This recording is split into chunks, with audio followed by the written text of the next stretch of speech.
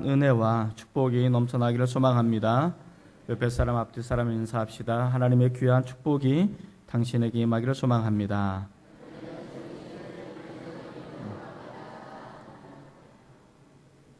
오늘 예배를 통해서 여러분들이 행복한 인생이 되었으면 좋겠습니다. 예전에 그런 프로그램이 있었던 것 같아요. 웃으면 복이 와요. 맞는 것 같아요. 예수님으로 인해서 행복하고 예수님에서 웃을 수 있는 그런 일들이 일어났으면 좋겠습니다. 따라해 볼까요? 예수와 만난 사람들.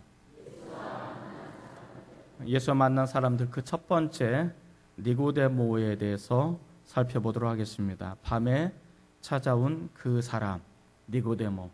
우리는 니고데모를 통해서 거듭남의 신비를 배울 수 있지 않겠는가 생각이 듭니다. 우리 지금까지 요한복음 몇 가지 표적을 살펴봤죠? 7가지 표적을 살펴봤습니다. 이 표적은 예수님은 누구신가에 대한 답으로 주어진 표적이다라는 것입니다. 그래서 이 7가지 표적을 통해서 우리는 왜 예수님을 믿어야 하는가? 나에게 왜 예수님이 필요한가에 대해서 7가지의 표적을 통해 다양하게 우리에게 설명해 주고 있었다는 것을 알 수가 있습니다. 첫 번째 표적인 가나 혼인잔치에서부터 마지막 표적인 죽었던 나사로가 다시 살아나는 소생의 과정을 통해서 예수님은 우리에게 어떤 분이시고 누구신가에 대한 이야기들, 그런 모습들을 살펴보았습니다. 첫 번째 가나 혼인잔치, 천국의 잔치의 기쁨을 완성하기 위해서는 예수님이 절대적으로 필요하다라는 것입니다.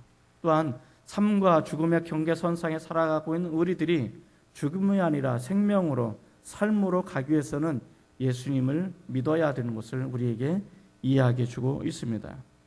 38년 된 병자를 통해서 육신의 질병뿐만 아니라 38년 된 병자가 마음에 쌓아두었던 그런 부분들, 스스로 마음의 감옥에 스스로를 가두고 그 감옥에서 신음하고 끙끙거리고 있는 그가 예수를 통해서 온전하게 자유를 누릴 수 있게 됨을 우리에게 이야기해 주고 있습니다.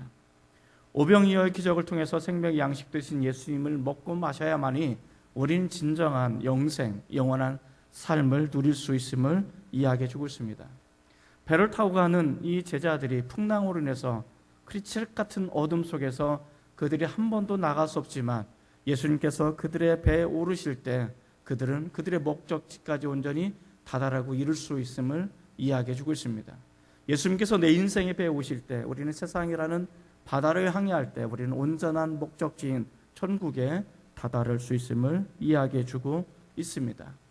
또한 예수님께서는 나면서부터 보지 못했던 맹인을 실로암 못을 허락함으로 인해서 진정한 그런 눈뜸을 통해 영적 분별력과 또 그에게 새로운 하나님의 나라를 볼 수 있는 진리를 허락하신 것도 예수님을 믿을 때 가능하다는 것입니다. 마지막, 우리가 지난주 죽은 나사로가 어떻게 다시 소생의 과정을 통해서 우리에게 진정한 자유를 주게 되어지는가. 이미 장례되어지고 그리고 썩고 냄새나는 무덤 속에 갇혔던 그 나사로, 이제 동굴의 문을 열고 또 그를 향해서 나오라고 또 명령하시고 또 묶여있는 상태 속에 나와 있는 그를 풀어 자유케 하라고 하신 그 말씀, 우리가 진정으로 거듭나고 진정으로 하나님의 나라를 통해서 자유함을 누리는 구원의 기쁨을 누리기 위해서는 예수님이 필요하다라는 것을 우리가 배웠습니다. 우린 지난주 마지막 7번째 표적은 사실은 모든 표적을 완성한 어떤 그런 표적이었습니다. 그래서 무덤 속에 갇혀있던 그 나사로를 우리 주님께서는 불러내셔서 풀어서 자유케 되어지는 역사를 우리가 배웠습니다. 아쉽게도 지난번에 참여하지 못하신 분들은 여전히 무덤 속에 갇혀있지 않을까 그런 생각이 듭니다만은 나오시기를 바랍니다. 무덤에서 나오셔야 됩니다. 뭔 말인가? 지난주 참여하신 분들은 알 겁니다. 자, 어쨌든 이 7가지 표적을 통해서 예수는 누구신가에 대해서 우리가 배웠다면 이제 이 요한복음 또 다른 본문들을 통해서 우리가 그 예수님을 만나야 된다는 사실을 우리에게 이야기해 주고 있습니다. 예수님이 이제 누군지 알았습니다. 예수님을 어떻게 믿어야 되는지 알았습니다. 그런데 정말 중요한 것은 내가 믿어야 될, 그리고 내가 바라봐야 될 그 예수님을 내가 경험해야 된다는 것입니다. 만나야 된다는 것입니다. 만나지 않으면 아무런 의미가 없다는 것을 우리에게 이야기해 주고 있습니다.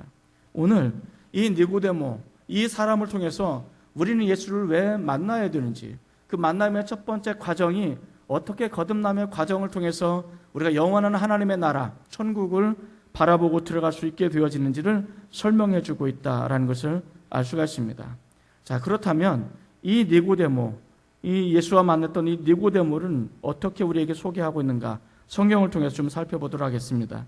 3장 1절입니다. 3장 1절 한번 같이 읽어보겠습니다. 시작. 그런데 바리새인 중에 니고데모라 하는 사람이 있으니 유대인의 지도자라. 자, 첫 번째 니고데모에게 소개하는 것은 그가 바리새인이었다라고 이야기합니다. 바리새인이었다라는 것은 그 당시 종교적으로 열심히 있었던 사람, 대중적인 지지를 받았던 바리새파 사람 중에 하나였다라는 것입니다. 그는 종교 지도자였습니다. 누구보다도 하나님을 향해 열심이었던 사람이라는 것을 우리에게 소개해 주고 있습니다. 바리새인처럼 하나님 앞에 열심을 낸 사람은 극히 드뭅니다. 그렇기 때문에 바리새인이었다라는 그 닉네임 하나만으로도 그가 종교적으로 얼마나 하나님 앞에 열심이었는가에 대해서 우리에게 소개해 주고 있습니다. 또 다른 표현은 그가 유대인의 지도자라고 이야기합니다. 그 당시 로마 식민 통치하에 어쨌든 교류 정부가 됐든 무슨 정부가 됐든 헤롯의 통치하에 놓여져 있겠습니다. 그리고 모든 의사 결정 기구는 산헤드린이라는 70명의 공의회 의원을 통해서 이루어지는데, 이 유대인의 지도자라는 것은 그가 공의회 의원이었다라는 것을 우리에게 이야기해 주고 있습니다. 어쨌든 간에 그는 나름대로 권력의 정점에 있는 사람 중에 하나였다라는 것이죠. 자, 그는 종교적으로 바리새인이었고 정치적으로 공의회 의원으로서 나중에 70명이 투표를 하는데 예수님의 십자가를 못 박도록 넘겨주는데 유일하게 반대했던 두 사람 중에 하나였다라는 것을 우리에게 소개하고 있습니다. 그만큼 그는 나름대로 권력을 가지고 있는 사람이었고 또 이것을 유지하기 위해서는 상당한 재력가였다라는 것을 우리는 유추해 볼 수가 있습니다. 한 번 더 읽어볼까요? 3장 10절입니다. 3장 10절. 자, 시작. 예수께서 그에게 대답하여 이르시되 너는 이스라엘의 선생으로서 이러한 것들을 알지 못하느냐. 자, 예수님께서 그 사람을 향해서 뭐라고 말하냐면 너는 이스라엘의 선생이다 라고 이야기합니다. 다시 말해서 랍비라고 이야기합니다. 이 니고데모가 가졌던 또 다른 그 신분은 랍비입니다. 이 랍비라는 것은 성경에 정통한 사람이라고 볼 수가 있습니다. 성경에 정통해서 성경을 전승하고 성경을 해석하고 그리고 성경을 가르쳐주는 사람이었다는 것을 우리에게 이야기해 주고 있습니다. 이 말을 좀 더 쉽게 설명한다면 하나님에 대해서 하나님은 이런 분이십니다. 하나님은 이러한 분이십니다라고 하나님에 대해서 가르치는 그런 사람이었다라는 것이죠. 자, 이것을 종합해 보면 니고데모는 어떤 사람입니까? 니고데모는 종교적으로 매우 존경의 대상이 바리새인이었고 그리고 권력의 핵심 중에 하나였고 상당한 재력가였고 그는 랍비로서 성경에 정통한 그런 사람이었다라는 것을 우리에게 소개하고 있습니다. 어쩌면 이 당시 이 니고데모는 많은 사람들로부터 부러움을 한 몸에 받을 수 있는 사람이었다는 것입니다. 그가 가지고 있는 것 중에 하나만 가져도 그래도 이 사람은 성공한 인생이야 라고 규정할 만큼이었는데 이 사람은 많은 것들을 한꺼번에 소유할 만큼 대단한 그런 사람이었다라는 것을 우리에게 이야기해 주고 있습니다. 그런데 예수님께서는 이 사람과의 만남을 통해서 거듭남에 대해서 우리에게 이야기해 주고 있습니다. 구원에 대해서 이야기해 주고 있습니다. 누가 하나님의 나라를 바라보고 하나님의 나라에 들어갈 수 있는가에 대해서 우리에게 가르쳐 주고 있습니다.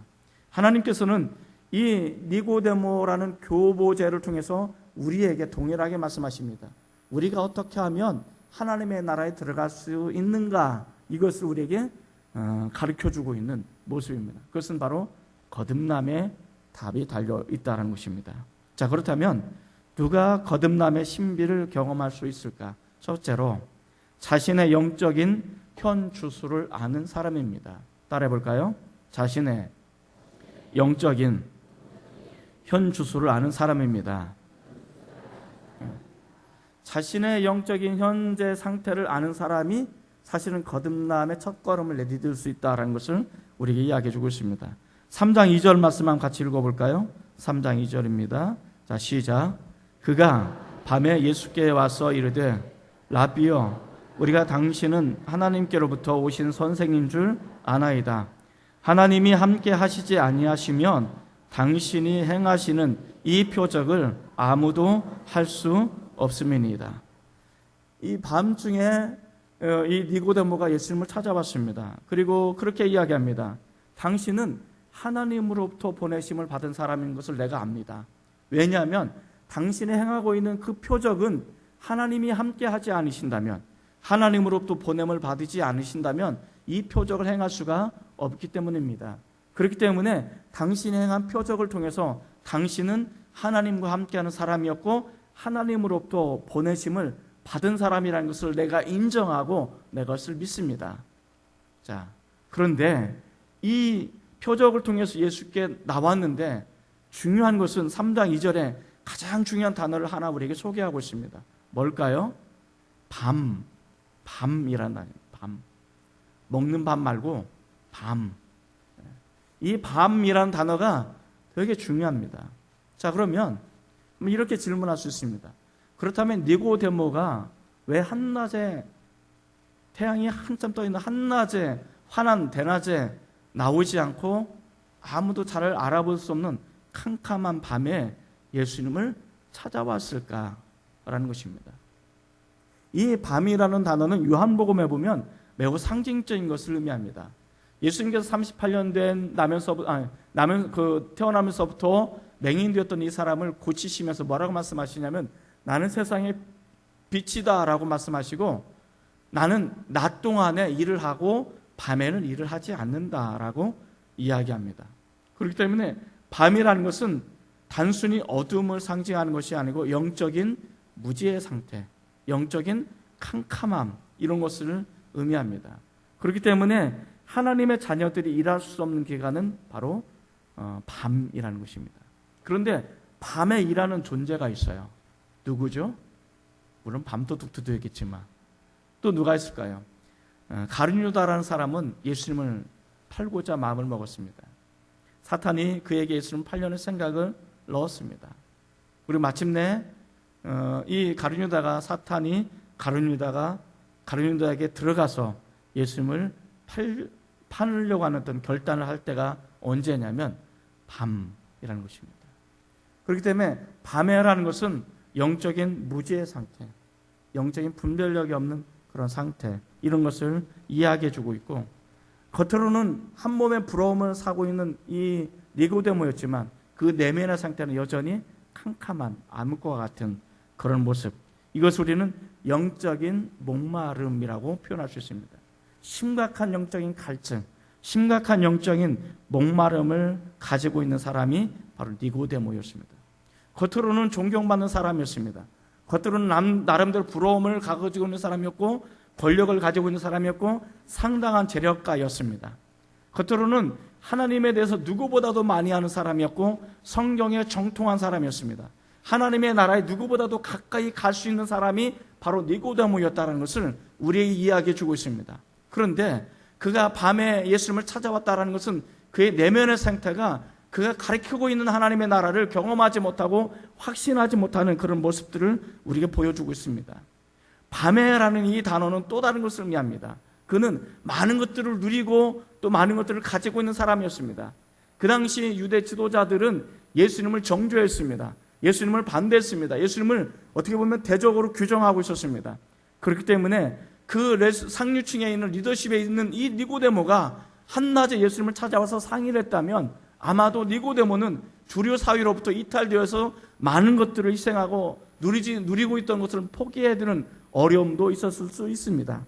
그렇기 때문에 그는 내면으로 갈등을 하고 있지만, 목마름이 있지만, 예수가 필요하지만 그래도 낮에 찾아가지 못하고 밤에 찾아간다는 것은 그가 지금 누리고 있는 많은 것들을 포기하고 싶지 않은 그런 모습도 우리에게 보여주고 있지 않나 생각이 되어집니다. 자, 중요한 것은 그가 밤에 예수님을 찾아온다는 것은 그의 이중적인 모습을 가지고 있다는 것을 우리에게 단면으로 보여줍니다.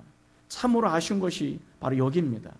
하나님에 대해서 가르치고 성경에 대해서 정통하고 누구보다도 하나님의 나라 가까이 있었던 이 사람이 하나님을 경험하지 못하니까, 성경을 경험하지 못하니까, 또 이 하나님의 나라를 체험하지 못하니까 하나님의 나라에 대한 확신이 없는 거예요. 다시 말해서 구원에 대한 확신이 없는 거예요. 이것이 지금 현재 이 사람이 가지고 있는 모습인 것입니다. 안으로는 골마 들어갑니다. 안으로는 내적인 갈등이 심합니다. 나는 이렇게 살아서는 안 되는데, 나는 지금 현재 영적인 심각한 무력감에 빠지고 있고, 나는 영적인 부족함이 있고 영적인 심각한 목마름이 있는데, 겉으로는 안 그런 척, 겉으로는 내가 하나님에 대해 열심인 척, 겉으로는 내가 하나님을 열심히 사랑하고 하나님부터 축복받은 모습을 가지고 살아가는 이 이중적인 위선적인 삶을 살아가는데 이제는 지친 거예요. 더 이상 이렇게 살아갈 수가 없는 거예요. 자, 이것이 그 당시 바리새인들이 가지고 있었던 상태입니다. 그래서 예수님께서는 그들을 향해서 너희는 의식하는 사람들이다라고 질타했던 이유가 바로 여기 있는 것입니다. 겉으로는 자신들이 하나님의 축복을 받고 은혜를 받고 겉으로는 다 하는 것처럼 보였는데 정작 그의 내면에는 캄캄한 거예요. 어두운 거예요. 심각한 영적인 목마름에 있고 어려움에 처져 있음에도 불구하고 그것을 포장하는 거예요. 니고데모는 더 이상 그렇게 살 수 없다라고 이야기하는 것입니다. 거듭남의 신비라는 것은 바로 자신의 부족함을 깨닫는 것을 통해서 시작되는 것을 우리에게 이야기해 주고 있습니다. 나는 참으로 무력합니다. 나는 참으로 연약합니다 라고 고백하는 데서부터 다시는 이 거듭남의 신비의 첫걸음이 시작되고 있다는 것을 우리에게 보여주고 있는 것입니다. 왜냐하면 자신이 가리키고 있는 그 하나님을 정작 본인만 경험하지 못하기 때문에 그렇습니다. 바울이 그런 고백을 합니다. 나는 예수의 복음을 전하고 십자가의 복음을 전한다. 그런데 내가 십자가의 복음을 전하고 이 십자가를 통해서 많은 사람을 구원했는데 내가 정작 이 십자가의 복음을 통해서 구원받지 못한다면 나는 가장 불행한 사람이라고 이야기해 주고 있습니다. 사랑하는 성도 여러분, 우리는 오랫동안 예배를 드렸습니다. 누구보다도 하나님을 알고 있습니다. 십자가에 대해서 우리는 너무나 잘 알고 있습니다. 복음이 어떤 것인지 알고 있습니다. 우리는 하나님을 믿어야 된다는 것도 알고 있습니다. 하나님을 사랑해야 된다는 것도 알고 있습니다. 우리는 사도신경을 통해서 전능하사 하나님이 천주를 창조하시고 그리고 예수님께서 이 땅에 오셔서 시다를 십자가에 달려 죽으신 것을 내가 믿고 성령께서 역사하신 것을 내가 믿습니다. 내가 압니다. 그런데 정말 중요한 것은 내가 고백하고 내가 알고 있는 이 예수님의 십자가를 내가 경험하지 않는다면, 하나님을 만나지 않는다면 아무런 소용이 없다는 것입니다. 아무런 의미가 없다는 것입니다. 내가 머리는 알고 있어요. 머리는 충분히 이해가 됐어요. 그건 알아요. 예수님 나를 십자가 달려 죽으신 건 알아요. 그런데 정말 중요한 것은 그 십자가를 내가 경험하지 않으면, 그 예수를 내가 만나지 않으면 아무런 의미가 없다는 것입니다. 아무런 소용이 없다는 거예요. 그래서 우리는 예수를 만나야 되는 거예요. 그래서 우리는 십자가를 경험하고 성령을 체험해야 되는 게 바로 여기 있는 거예요. 많은 사람들이 교회를 다닙니다. 제가 꼭 돌아가기 시간에 신방을 하면 반드시 하는 질문이 하나 있어요. 반드시 하는 질문 뭐냐면, 그분이 오랫동안 권사님으로 섬겼든 아니면 새 가족이 되었든 어떤 것든 똑같이 질문합니다.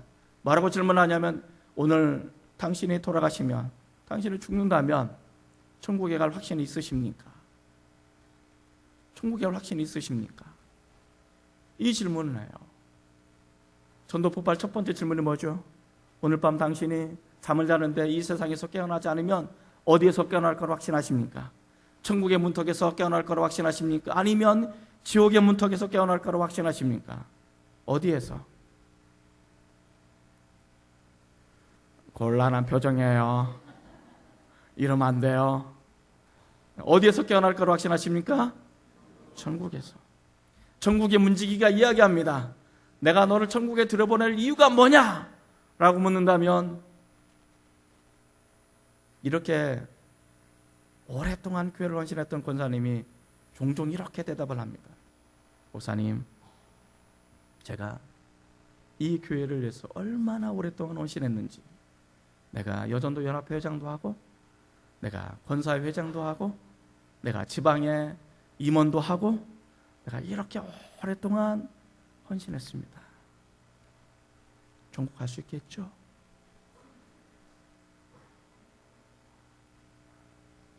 어떤 사람이 이렇게 이야기합니다. 나 모태신앙이에요. 나 어렸을 때부터 교회 다녔어요. 심지어 엄마 뱃속에 있을 때부터 교회 다녔어요. 나 교회 다닌 지 몇십 년 됐어요. 나 천국 갈 수 있겠죠? 그래서 우리가 어렸을 때부터 불렀던 그 노래 중에 하나가 이런 노래가 있어요. 잘 들어보세요. 돈으로도 못 가요 하나님 나라. 모르시나요? 맞아요. 힘으로도 못 가요. 어떤 것으로도 못 가요. 하나님의 나라는 돈으로도 못 가고 힘으로도 못 가고 이 세상 어떤 노력으로도 갈 수가 없는 것이 하나님의 나라예요. 하나님의 나라는 오직 거듭남의 신비를 경험한 사람이 하나님의 나라에 들어갈 수가 있는 거예요. 근데 정말 우려되는 것은, 정말 중요한 것은 우리는 하나님에 대해서 알고는 있는데, 복음을 알고는 있고 십자가를 알고 있고 내가 예수를 믿고는 있는데 어느 날 훅 하고 질문합니다. 당신 오늘 밤 죽으면 천국에 갈 수 있어요? 라고 물으면, 갑자기 질문하면 갈 수 있어요. 또 또 물어봅니다. 정말로 확신합니까? 라고 물으면 대답이 점점 희박해져요. 점점 꼬리를 말아요. 당신 구원받은 확신이 있어요? 그러면 내가 예수를 믿는 것 같은데 이러면 곤란한 거예요. 이러면 중요한 것은 우리가 왜 그런 모습을 가지고 살아가는 걸까? 예수를 만나지 못했기 때문에 그렇습니다. 예수를 만나면, 하나님을 경험하면, 십자가의 복음을 경험하고 성경을 경험하면 이와 같은 대답을 하지 않는 것입니다. 밤에 찾아온 그 사람 니고데모, 그는 누구보다도 하나님에 대해서 정통했고 누구보다도 성경을 많이 알고 있었고 이 성경을 가르치는 사람이었고 진리에 대해서, 구원에 대해서 가르치는 사람이었지만 정작 그는 이 진리를 경험하지 못했고 하나님을 만나지 못했고 구원을 경험하지 못했기 때문에 그 갈증을 가지고 예수 앞에 나올 수밖에 없었다라는 것입니다. 그런데 정말로 중요한 것은 니고데모가 한낮에 나왔든 아니면 밤에 나왔든 언제 나왔든 중요한 것은 그가 예수를 만나고 있다는 사실이 보다 더 중요한 것입니다. 전 이것이 가장 핵심이라고 생각합니다. 여러분들이 어떤 모양이 됐든 어떤 모습이 됐든 정말 중요한 것은 이 자리에 나와서 예배하고 하나님 앞에 나와 있다는 것이 보다 더 중요하다고 저는 생각합니다. 어떤 사람이 이 시간에 바다 낚시를 갈 수도 있습니다. 생각해 보십시오. 낚시를 들이면서 물고기를 잡습니다. 물고기를 잡으면서 하나님을 경험할 확률이 높을까요? 아니면 이 자리에 나와서 말씀을 듣고 하나님을 생각하면서 하나님 나 어떻게 하면 좋아요? 라고 갈등은 하지만 그래도 하나님 앞에 나온 사람이 하나님을 경험할 확률이 높을까요? 대답 좀 해봐요. 누가 하나님을 만날 수 있는 확률이 높을까요? 이 시간에 건강을 위해서 산에 오르고 올라서 그 산 꼭대기에서 야호! 하는 사람이 하나님을 경험할 수 있는 확률이 높을까요? 아니면 여전히 맨날 목사님한테 야단만 맞는 것 같은 설교를 듣긴 하는데 그래도 하나님 앞에 나와서 예배를 드리는 이 자리가 하나님을 만날 수 있는 확률이 높을까요? 중요한 것은 내가 어떤 모양이 됐든 하나님 앞에 나와 있는 것이 중요하다는 것입니다. 어떤 모양이 됐든 예수를 만나는 것이 우리에게 중요하다는 사실입니다. 우리는 예수를 안 만나면 안 됩니다. 예수를 반드시 만나야 됩니다. 그것이 밤에 나왔든 낮에 나왔든 상관없이 우리는 한 번쯤은 진지하게 예수를 만나고 예수를 경험하시기를 바랍니다. 그래야 우리는 거듭남의 신비로 나갈 수 있습니다. 내 노력으로 되지 않습니다. 내 의지로 되지 않습니다. 돈으로도 못 갑니다. 힘으로도 안 됩니다. 아무리 내가 많이 알고 있어도, 아무리 내가 누구보다 탁월한 지혜를 가지고 있어도 경험이 없으면, 만남이 없으면 아무런 의미가 없습니다. 우리 주님을 만나시기를 주 이름으로 축복을 드립니다. 누가 거듭남의 신비를 경험할 수 있을까? 두 번째, 오직 위로부터 나는 사람입니다. 따라해 볼까요? 오직 위로부터 나야 합니다. 3절 말씀 한번 같이 읽어보겠습니다. 3절입니다. 시작. 예수께서 대답하여 이르시되 진실로 진실로 내게 이르노니 사람이 거듭나지 아니하면 하나님의 나라를 볼 수 없느니라. 이 거듭나다라는 뜻이 위로부터 나다라는 뜻과 동의어를 가지고 있습니다.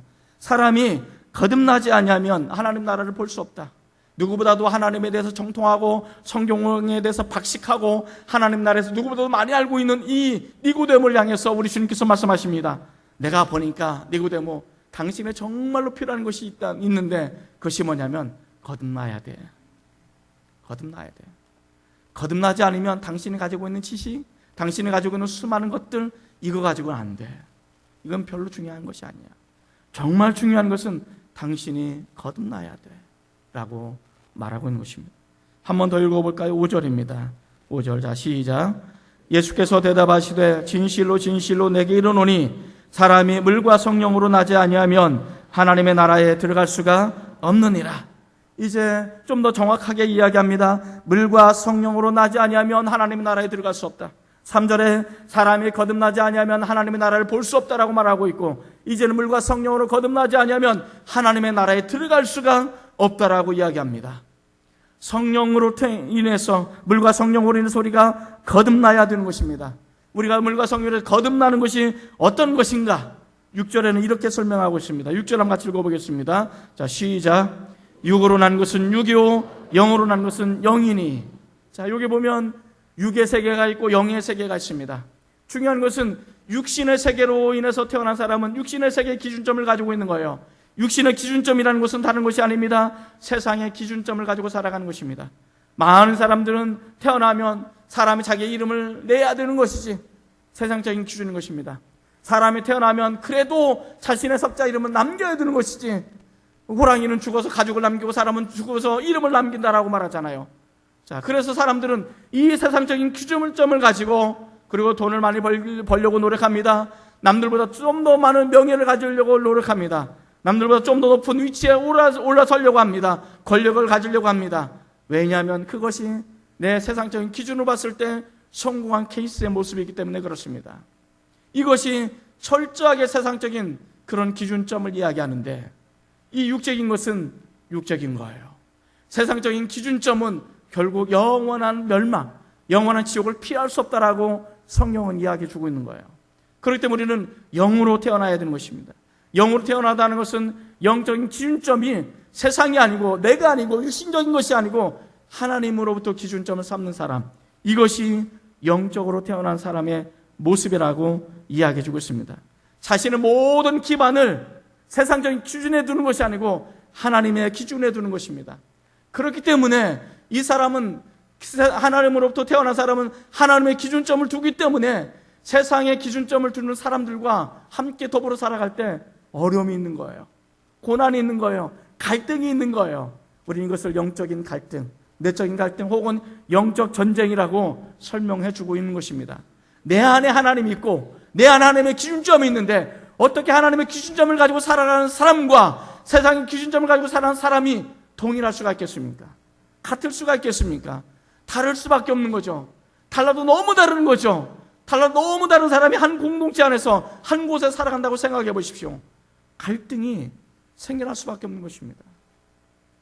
하나님의 영을 가지고 있는 사람, 세상의 기준에 하나님의 기준점을 가지고 있는 이 사람이 세상에 살아가게 되어질 때 어려움을 당할 수밖에 없습니다. 고난을 당할 수밖에 없습니다. 그렇다고 해서 우리가 패배하는 것은 아닙니다. 세상의 많은 것들을 누리지 못한다고 해서 우리가 우리 인생이 실패하는 것은 절대 아닌 것입니다. 정말 하나님의 기준점으로 보니까 내가 보이기 시작하는 거예요. 하나님이 왜 나를 보내셨는지, 하나님 나를 이 땅에 왜 태어나게 하셨는지, 내가 왜 예수를 믿어야 되는지, 내가 왜 거듭나야 되는지, 이 엄연한 분명한 사실을 내가 알게 되는 것입니다. 이것이 바로 위로부터 나는 것입니다. 이것이 바로 거듭남의 삶의 모습이라는 것을 우리에게 이야기해 주고 있습니다. 3장 31절 말씀을 한번 같이 읽어봅시다. 3장 31절입니다. 자, 시작.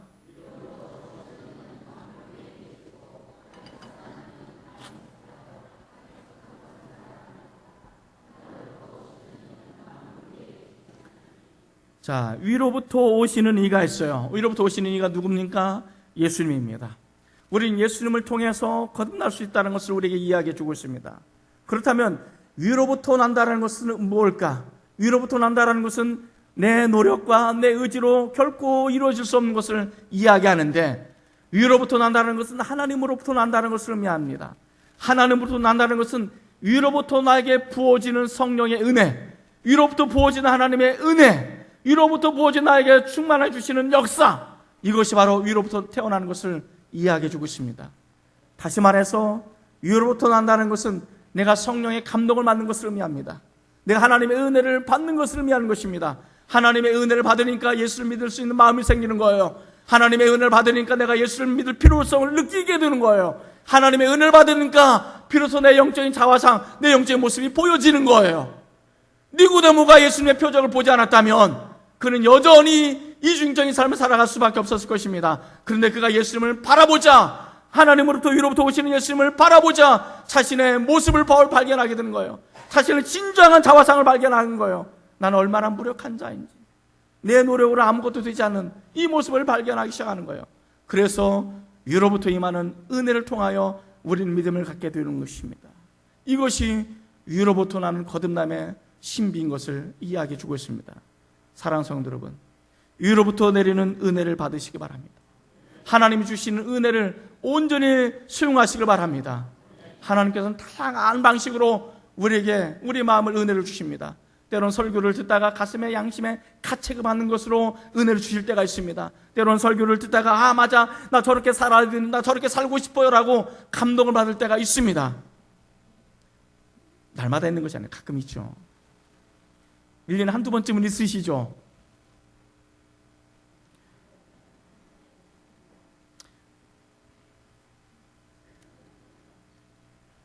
없단 말이십니까? 중요한 것은 그것이 바로 성령의 역사라는 거예요. 그 성령의 역사를 외면하지 마시고 받아들이는 거예요. 받아들이고 또 하나님의 은혜를 받아들이면 이것이 바로 믿음이 생겨나는 거예요. 내가 믿습니다, 내가 믿습니다, 내가 믿습니다 라고 해서 믿음이 생겨나는 게 아니에요. 믿음은 내가 믿습니다라는 것이 아니라 내가 믿어지는 거예요. 믿어지는 거. 이것이 거듭남의 신비인데, 이 믿어지는 것이 나로부터 생기는 것이 아니라 위로부터 생기는 것입니다. 하나님부터 쏟아지는 은혜를 온전히 받아 누리시길 바랍니다. 위로부터 나는 것은 하나님만이 하실 수 있는 역사입니다. 그런데 하나님만이 하셔서는 안 됩니다. 우리도 해야 됩니다. 나의 노력이 뭘까? 내가 어떤 결단을 해야 될까? 그것은 다음